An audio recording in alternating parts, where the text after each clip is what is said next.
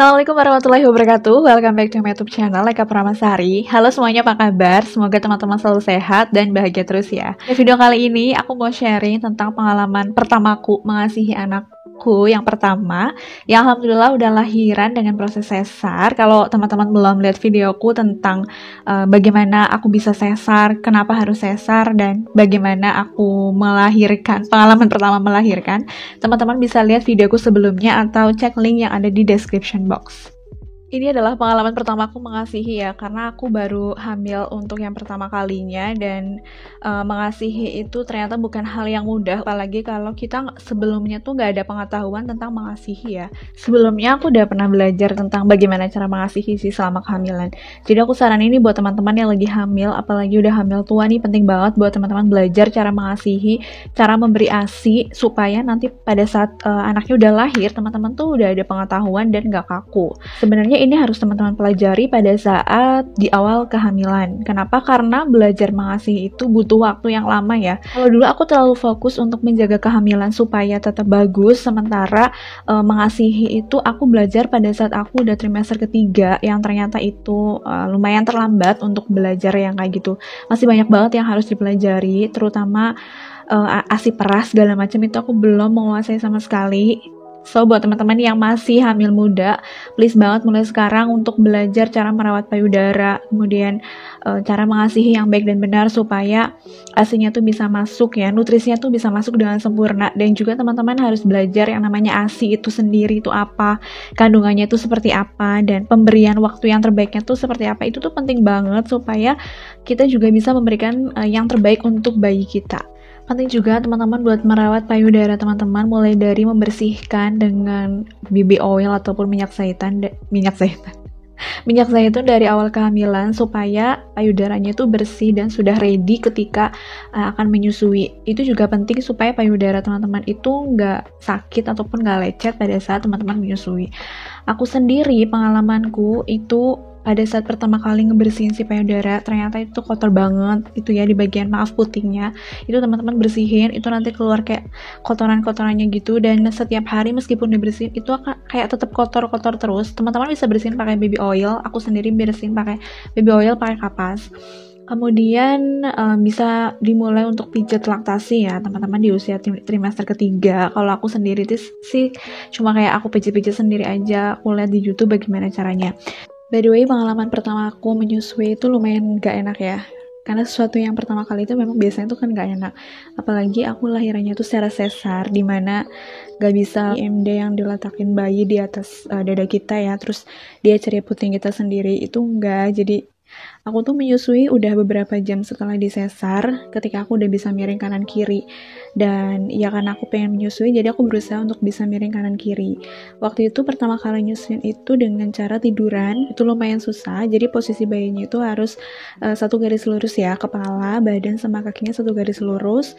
Kemudian kita pegangnya itu caranya kayak gini. Jadi bukan kayak gini ya, tapi kayak gini, pegang payudaranya. Kemudian yang dimasukkan itu bukan cuma putingnya aja, tapi sedikit atau setengah dari areola kita yang warna hitam itu dimasukin supaya puting kita juga nggak lecet. Itu menyusui yang baik dan benar ya, itu berdasarkan dari informasi yang aku dapat. Kemudian di hari pertama itu aku alhamdulillah udah keluar si kolostrumnya, udah keluar air susunya gitu, dibantu sama mamaku dipencet-pencetin gitu supaya keluar. Nah sayangnya di malam kedua itu tiba-tiba kayak payudaraku tuh kosong, dan karena bayiku cowok kan, karena katanya kalau cowok itu nyusunya tuh banyak banget dan kenceng kuat gitu ya nyusunya. Jadi tiba-tiba tuh payudaraku kosong dan dia tuh rewel semalaman, nangis-nangis. Tapi alhamdulillahnya tuh nangisnya nggak yang kenceng banget, enggak. Dan di hari berikutnya aku dibawain sayur bening kuah bening gitu, daun katu. Nah itu langsung pedeku langsung banjir, langsung kayak tumpah ruah dan payudaraku langsung bengkak. Nah itu alhamdulillah udah banyak banget ASInya. Sebenarnya kunci dari banyak ASI itu selain nutrisi yang bagus, itu juga dari diri kita sendiri ya, yakin dan positive thinking bahwa ASI kita tuh cukup untuk bayi kita. Juga afirmasi positif ke diri sendiri, jangan lupa untuk bikin bahagia diri sendiri.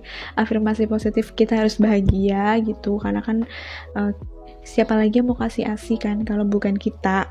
Kalau misalnya sekalipun payudara kita lecet, payudara kita berdarah dan sakit ketika menyusui, tapi insya Allah itu semua akan diberikan ganjaran sama Allah Subhanahu Wa Taala ya. Setetes air susu ibu itu sangat berharga dan itu bernilai pahala. Dari mana lagi kan bayi kita bisa mendapatkan ASI kalau bukan dari kita. Dia mendapatkan rezeki ASI itu dari ibunya, bukan dari siapapun ya.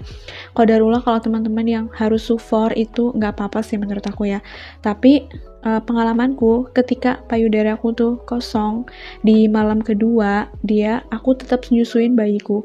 Jadi nggak aku berhenti nyusuin, nggak, tapi aku tetap susuin terus, karena menurut informasi yang aku dapat, ketika kita sering menyusui maka ASI kita itu akan sering banyak diproduksi dan itu akan merangsang payudara kita untuk memproduksi ASI yang lebih banyak lagi kayak gitu.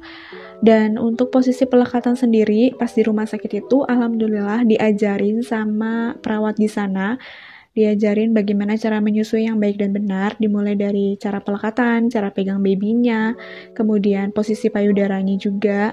By the way, aku minta maaf karena aku sambil gendong anakku, jadi agak sedikit goyang-goyang. Kalau bayi kita tuh udah menyusui, kita udah menyusui payudara kita yang kanan, yang kiri juga harus disusukan ya. Minimal selang-seling supaya payudaranya nggak bengkak dan nggak bikin meriang ke kita. Beberapa hari setelah pulang dari rumah sakit itu aku sempat meriang karena payudaraku tuh bengkak banget, gede banget. Terus habis itu aku belum menyediakan pompa. Aku baru beli pompa itu siang harinya, kemudian aku peras ASI-nya supaya payudaraku nggak bengkak dan nggak bikin badanku meriang.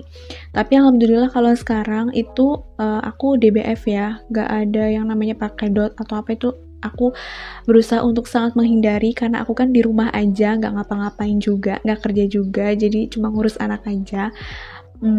Biasanya ya udah di DBF aja kan, karena itu kan lebih bagus ya, ada ikatan batin antara ibu dan anak. Kalau teman-teman yang terpaksa harus sufor atau terpaksa harus pakai dot, aku yakin itu semua pilihan yang terbaik buat teman-teman. Teman-teman yang mengerti posisi teman-teman kayak gimana. Jadi nggak usahlah kita ya sesama perempuan untuk menjudge teman-teman kita yang mereka bekerja kemudian anaknya sufor ataupun payudaranya ASI-nya tuh kurang gitu. Tidak usah menjudge, semuanya itu udah rezeki masing-masing, sudah ketentuan masing-masing, sudah kemampuannya, dan itu semua pasti datangnya dari Allah Subhanahu Wa Taala. Kemudian sampai sekarang sih alhamdulillah payudaraku udah nggak yang sakit banget dan nggak lecet-lecet banget. Pas awal-awal menyusui itu benar-benar kayak lecet, perih, terus sakit banget. Tapi aku tetap menyusui karena ini adalah kewajibanku sebagai seorang ibu, apalagi aku ASI-nya tuh lancar, deres. Aku yakin banyak banget ibu-ibu di luar sana yang menginginkan hal yang sama dengan aku, bisa menyusui anaknya dengan cara DBF, tapi mereka qadarullah nggak bisa.